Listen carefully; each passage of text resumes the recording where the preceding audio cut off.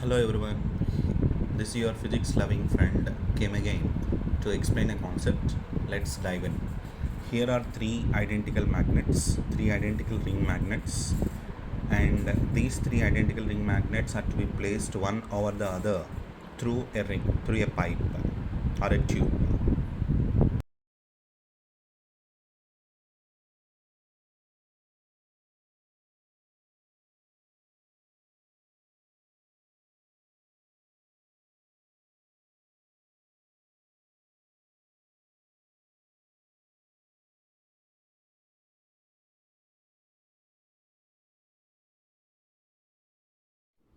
Hi PLFs. Only some of the students answered that question. Pencil floating in air. So here let us consider a rectangular cardboard sheet in this way. For example, let us assume that it is a rectangular cardboard sheet, and in that draw a layout in this way. Mark 2 points which are equidistant from the two ends like this. So here let us take two magnets which are placed here. So these are the front magnets.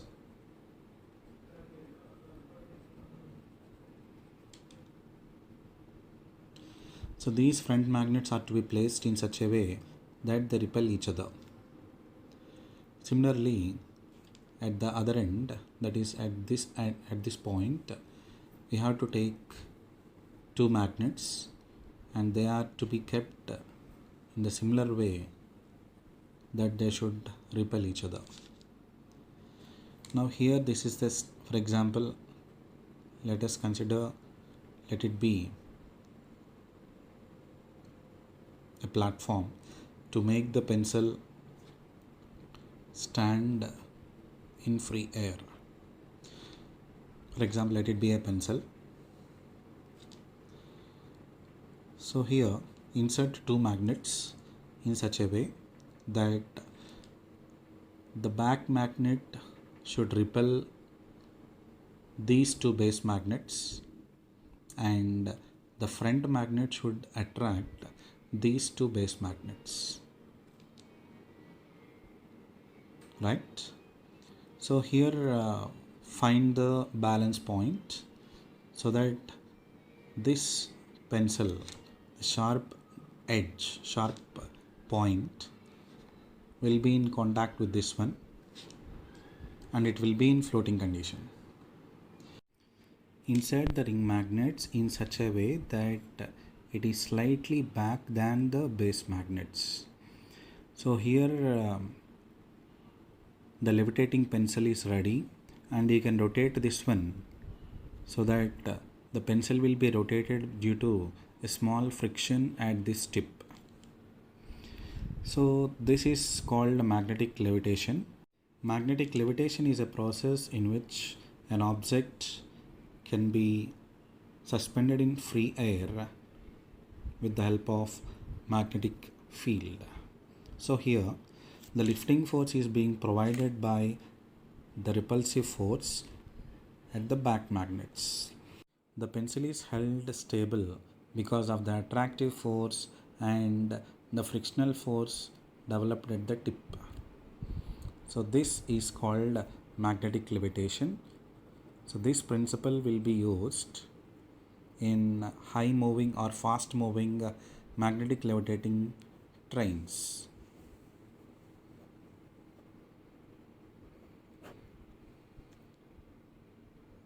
So here is the picture of three magnets which we have discussed.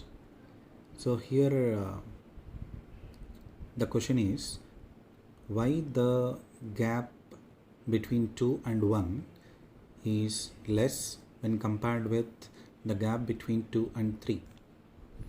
So now let us consider the free body diagram of first and second and third magnets.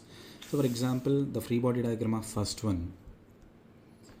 So if you observe, its own weight will be acted vertically downwards. And so before going to this, let us make clear that the forces are F21 is the force exerted by second magnet on first magnet, F12 is the force exerted by first magnet on second, F23 force exerted by second on third, F32 force exerted by third on second, F13 is the attractive force exerted by first on third. Similarly, F31 is the attractive force exerted by third on first.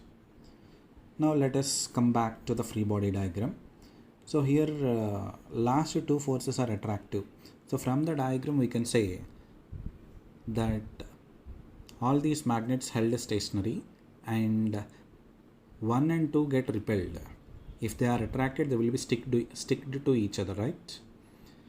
So 1 and 2 will be repelled. Similarly 2 and 3 will be repelled.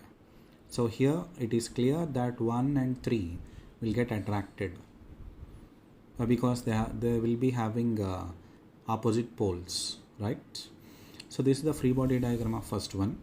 Its own weight will be acted vertically downwards, and the normal reaction exerted by the floor is N, and the repulsive force exerted by the second magnet on first one is F21.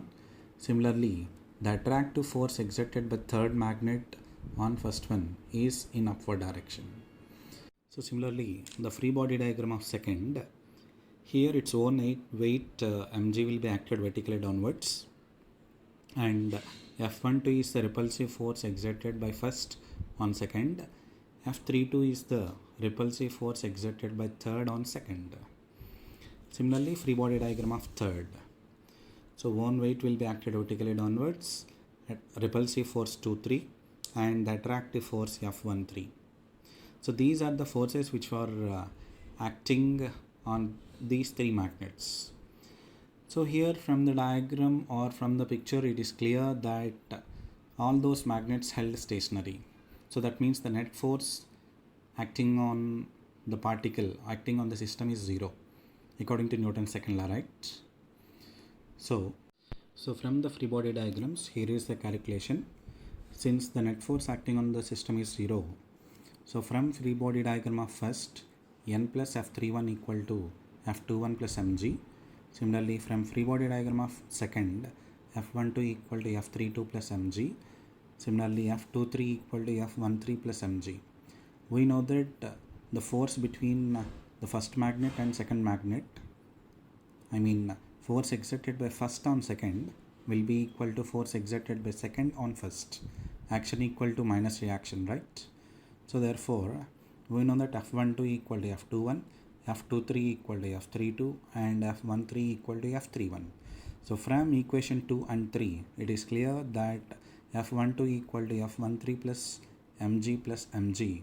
So therefore, F13 plus 2mg is equal to F12. So substituting this one in equation 1 in place of F21. Why? Because F21 and F12 both are equal, right? So from equation 1 it is clear that N plus F31 equal to F13 plus 2mg plus mg. Since we discussed that F13 and F31 both are equal, so N is equal to 3mg. So that means if we place the whole system in a weight pan, so its own weight will be acted and that weight value will be 3mg. So from equation 2 it is clear that F12 equal to F32 plus mg. So that means F12 is greater than F32. F12 is the force of repulsion between 1 and 2 and F32 is the force of repulsion between 3 and 2. So therefore F12 is greater than F32. So that means this is possible when the distance between 1 and 2 is less than the distance between 2 and 3. Why? Because magnetic force increases as distance between magnets decreases. We have already studied inverse square law, of course. So that's why the gap between 2 and 3 is more when compared with the gap between 1 and 2. So this is the answer. Thank you.